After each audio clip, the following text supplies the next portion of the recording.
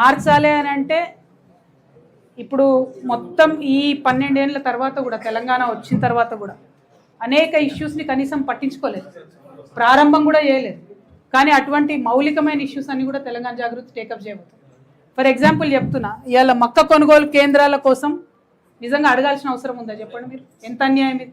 కొనుగోలు కేంద్రాలు వేయాలి అని చెప్పి అధికారులు ఇక్కడ నుండి చెప్పి పంపిన తర్వాత కూడా కనీసం ప్రభుత్వం స్పందిస్తలేదంటే ఎంత లాపర్వాయి ఉంది.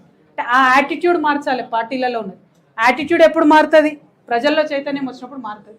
డెఫినెట్గా తెలంగాణ జాగృతి మార్పు తేవాలంటే ఏదో ఆకాశంకి వెళ్ళి ఊడిపడదన్న విషయం మాకు కూడా తెలుసు. ప్రజల్ని డెఫినెట్గా చైతన్యపరుస్తాం.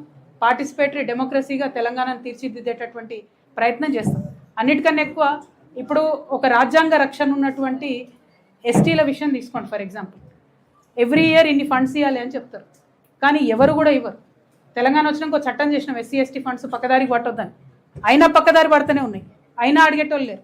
మైనారిటీలకు ప్రతి సంవత్సరం 2000 కోట్లు పెడతామని చెప్పినాం, పెట్టడం లేదు. అంటే రాజకీయ పార్టీలకు ఎట్లా అలవాటు అయిపోయిందంటే చెప్పి ప్రజల మమ్మల్ని అడిగేది ఉందా చేసేదా అనే పరిస్థితి వచ్చింది. కానీ ఆ పరిస్థితి వచ్చినటువంటి తెలంగాణ లాంటి చిన్న రాష్ట్రంలో కూడా ఉంటే ఎట్లా? ఈ పరిస్థితి మారాలంటే ప్రజల్లో చైతన్యం పెంచాలి. ప్రశంసించడమే కాదు, ప్రశ్నించడం నేర్చుకోవాలి. ప్రశంసించుకుంటూ పోతే పనులు జరగవు, ప్రశ్నిస్తేనే పనులు జరుగుతాయి. కాబట్టి ప్రశ్నించేటటువంటి ఒక తెలంగాణ, మొదటి నుంచి ప్రశ్నించే తెలంగాణ నెమ్మది మర్చిపోయినాం కొద్దిగా. ఈ మధ్య గట్టిగా ప్రశ్నించాలి, రిజల్ట్ వచ్చేంత వరకు ప్రశ్నించాలి. ఒకసారి ప్రశ్నించి ఇచ్చిపెట్టదు. ఏమవుతుంది ఇవాళ రేపు రాజకీయ నాయకులు కూడా పొద్దుగా లేస్తే సాయంత్రం దాకా రీల్స్ చూస్తారు కదా, వాళ్ళు కూడా అసెంబ్లీలో కూర్చొని. సో మన బాధలు, మనకు సమస్యలు మర్చిపోతున్నారు. సో మర్చిపోనివ్వకుండా వెంటబడి అడగాలి. అటువంటి ఒక కొత్త రాజకీయ ఓరవాడికి తెలంగాణ జాగృతి శ్రీకారం చుడుతుంది. మీరు అన్నమాట 100% కరెక్ట్. కొత్తగా వచ్చిన వాళ్ళందరూ చాలా అద్భుతమైన ఇంటెన్షన్తో వస్తారు, ఏమైనా చేయలేకపోతారేమో అని ఒక డౌట్ఫుల్గా మీరు అడిగినారు. కాకపోతే మీరు నన్ను 20 ఏళ్ళుగా చూసినారు. జనరల్గా నేను ఏదైనా చెప్పినా అంటే, ఏదైనా ఒక ఇష్యూ పట్టుకున్నా అంటే ఆ ఇష్యూ ఎండే వరకు కూడా నేను ఎప్పుడు కూడా మర్చిపోకుండా పనిచేసిన. అంటే ఇక్కడ కొంతమంది మతిమరుపు రాజకీయ నాయకులు ఉన్నారు. మన ఎంపీ అరవింద్ లాంటి వాళ్ళు ఏం చేసిరు, ఆయన అంతకుముందు మేము అధికారంలో ఉన్నప్పుడు, నేను ఎంపీగా ఉన్నప్పుడు ఆ బ్రిడ్జ్ కాలే అన్నాడు. ఇలా నేను అధికారం కోల్పోయి ఇక్కడ 7 ఏళ్ళు అయిపోయిందా నేను ఎంపీగా లేక? 7 ఏళ్లలో బ్రిడ్జ్ అయితేనే ఉన్నది. మరి ఎడవైండో ఎంపీ గారు ఏడ మర్చిపోయిండో తెలియదు.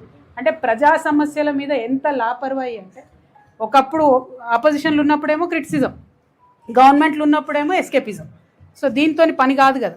సో గవర్నమెంట్లో ఉన్న వాళ్ళు, బాధ్యత ఉన్న వాళ్ళు, అది బీజేపీ కావచ్చు, కాంగ్రెస్ కావచ్చు, వాళ్ళ మీద బలంగా కొట్లాడతాం, ప్రజా ఉద్యమాలను నిర్మాణిస్తాం, మార్పు చూపిస్తాం. మీకు ఖమ్మం ఎగ్జాంపుల్ తీసుకోండి, అట్లా మెనీ ఎగ్జాంపుల్స్ ఉన్నాయి.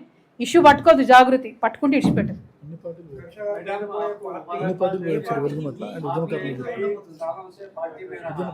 और पार्टी में रह गलतियों को सुधारने के बजाय नई पार्टी बनाने की वजह क्या है? कौन से काम आपने किए? भाईजान आप कितना अच्छा सवाल पूछे। किसानों के बारे में आपने क्रेडिट राज के बारे में क्या, आर्थिक किसानों के बारे में मेहनत की, पार्टी के गलतियों को सुधारने के बारे में नई पार्टी बनाने की वजह क्या है? जी बिल्कुल, बहुत अच्छा सवाल पूछा आपने। नया पार्टी बनाने का मकसद तो तेलंगाना के हालत को सुधारना है, वो अलग बात है। जो पार्टी में हम ऑलरेडी थे, उस पार्टी से हमें निकाल दिया गया है। हम खुद ब खुद बाहर नहीं आए, हमें उस पार्टी से निकाल दिया गया है।